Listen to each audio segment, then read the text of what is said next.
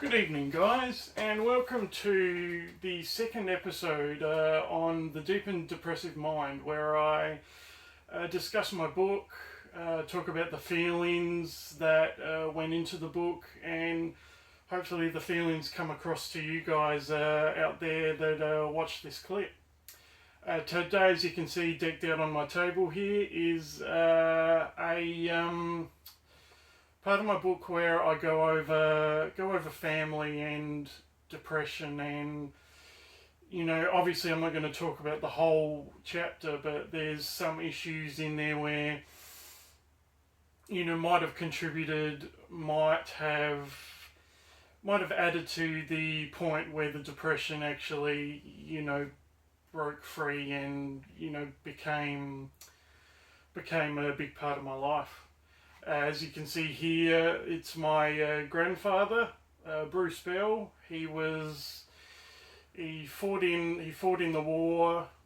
He was a good man who unfortunately passed away little over a year ago, and definitely miss him deeply.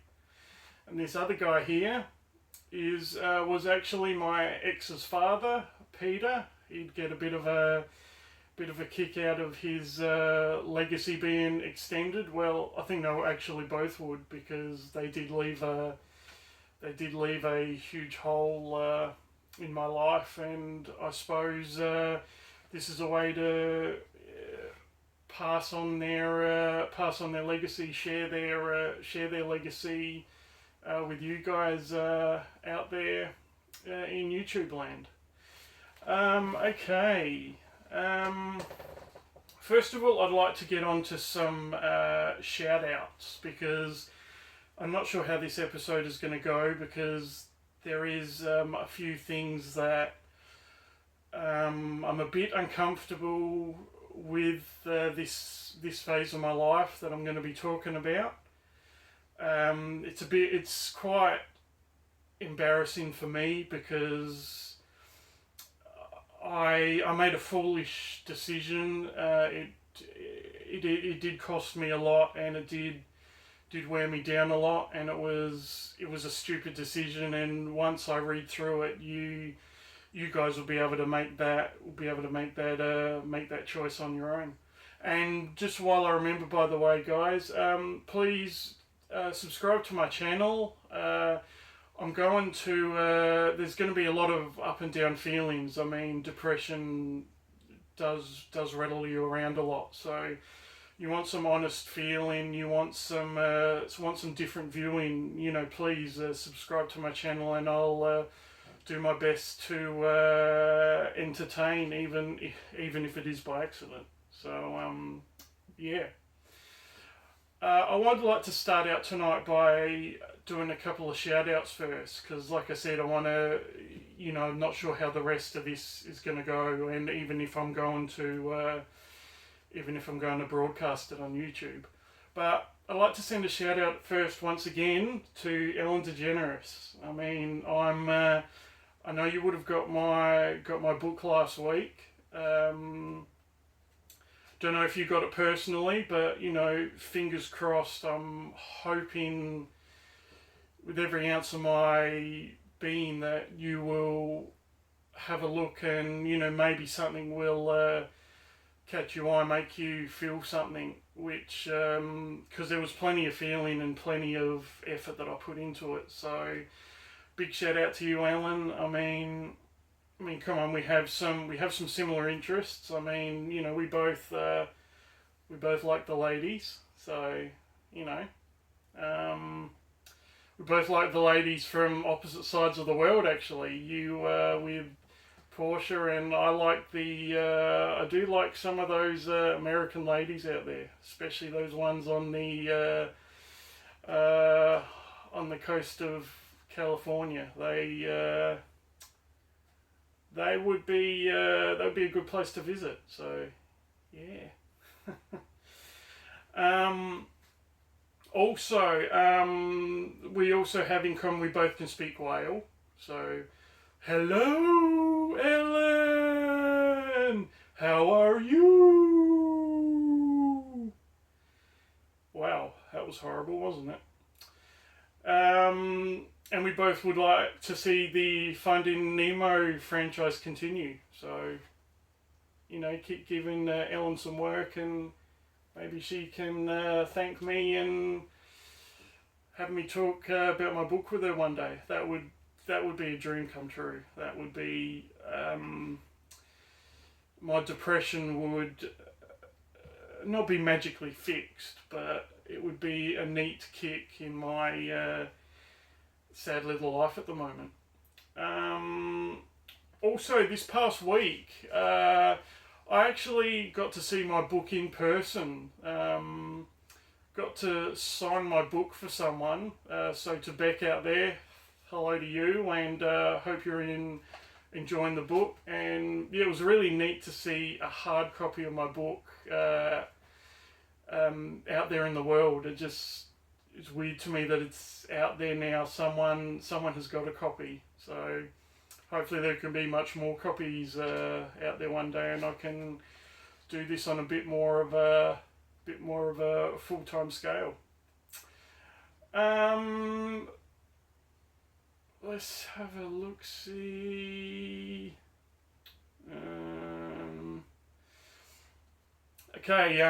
Well, I have the subtlety of a sledgehammer. Let's be honest. A bull in the china shop is another one. Oh yes, an Aussie trying to be charming and subtle. So here is prices of my book. So please, I'm not sure if they're going to turn out the right way on the camera there, but there are the prices of the book in the electronic format and the paperback format. So, like I said, we're very, very subtle here with our advertising and media down here in good old Aussie land. So, yeah. Alright, let us, right before I start reading, again, I nearly forgot something.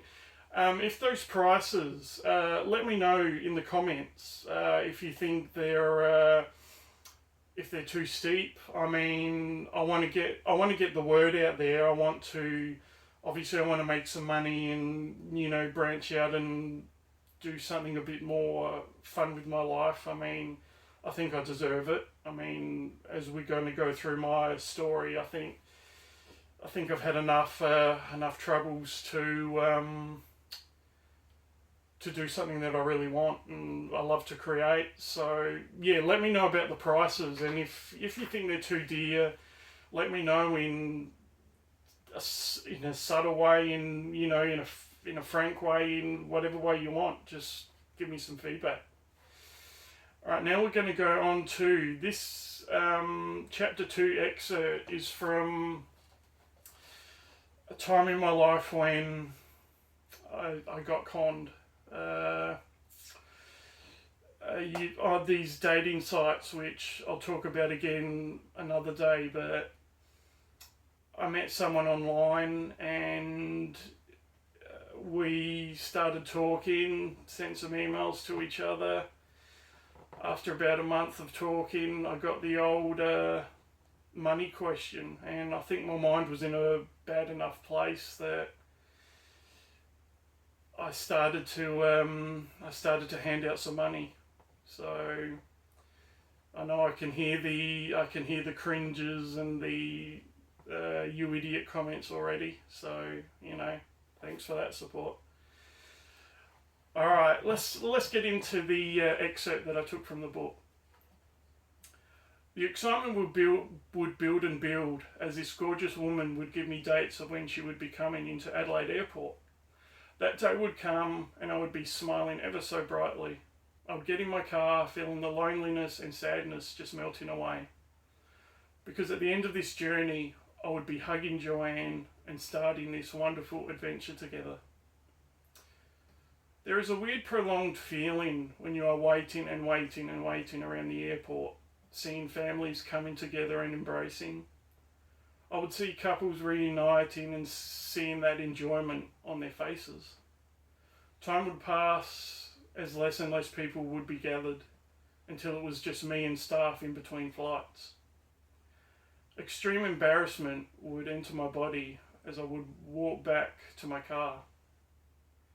It actually felt like a long walk of shame. The low point didn't quite hit until I was back at the car. I sat inside for a couple of minutes, composing myself in the dead silence of what should have been a real high point in my life. I then just shook off the bad feelings and head back home for a long solid sleep in bed.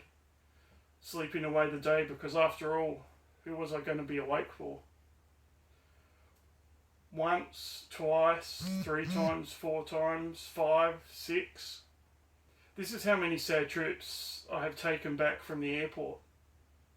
As the saying goes, fool me once, shame on you. Fool me twice, shame on me. They don't have a saying for someone who gets fooled a numerous number of times. During my life, I have made mistakes and some stupid decisions. I have to say my supreme trust in this woman could be one of those decisions. And maybe dropping a significant amount of money could be seen as silly. But I have her word, she will be by my side one day and we will have a beautiful life. Recently I had to consolidate my debts with some government help because my debt was getting a bit out of control.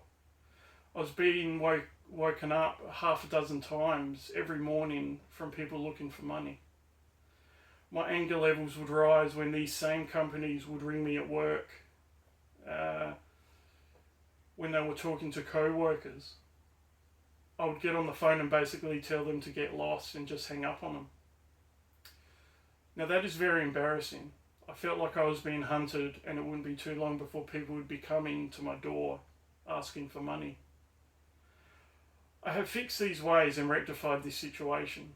I can honestly say I won't be going through these struggles ever again. Sorting this out has given me some pride. This debt was in no way at all Joanne's entire fault.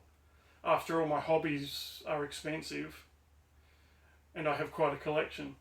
Unfortunately though for her, I have been extremely stressed on numerous occasions and I have messaged her in quite a harsh manner. I would tell Joanne I couldn't handle a bigger debt all alone, and here I am, still on my lonesome. Where in the hell are you? Doing my very best on these occasions not to swear and let her feel my raw emotions. Now maybe it's my mind being affected by years of depression. Maybe it is the years of medication or the loneliness finally got to me. But I made a choice with this girl. To me, either one of 2 things are going to happen. Firstly, my dreams will come true and this gorgeous woman will come into my life. Or secondly, my heart will be broken and all this time will have been a waste and my opinions of this person will be incredibly low. My opinions of myself will just be as low for making what seems like an obvious, stupid decision.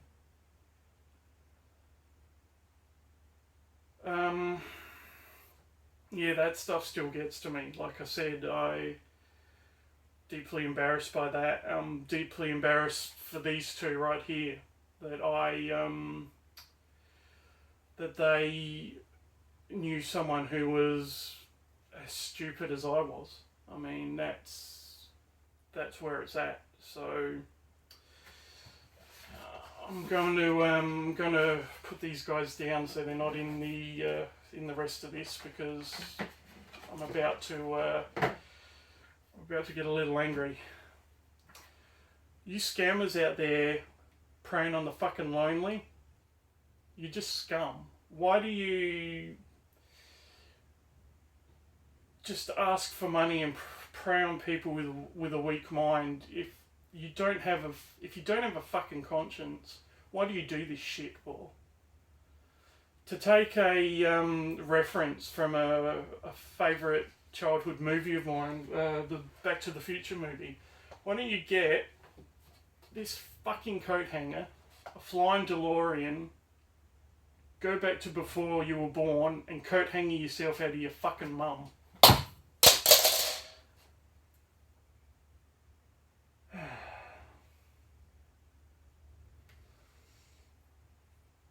I've heard in some places in the world there is actually whole towns and communities that get most of their revenue from, you know, scamming others in the world.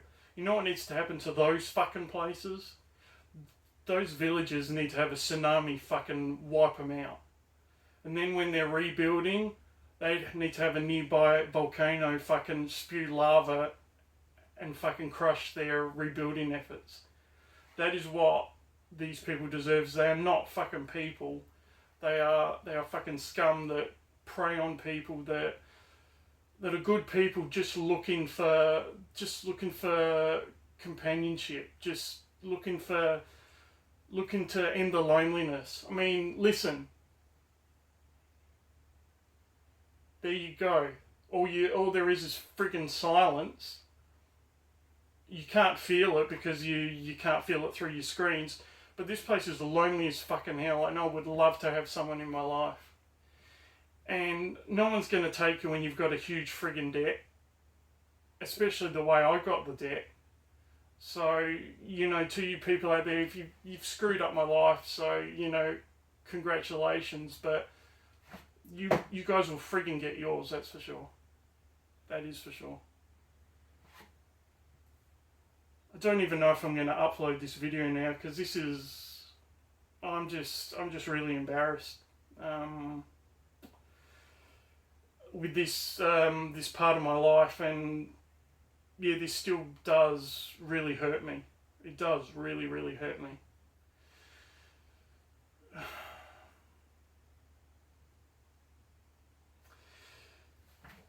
I'm done. Sorry, guys. Scammers out there, why don't you just go grab a noose?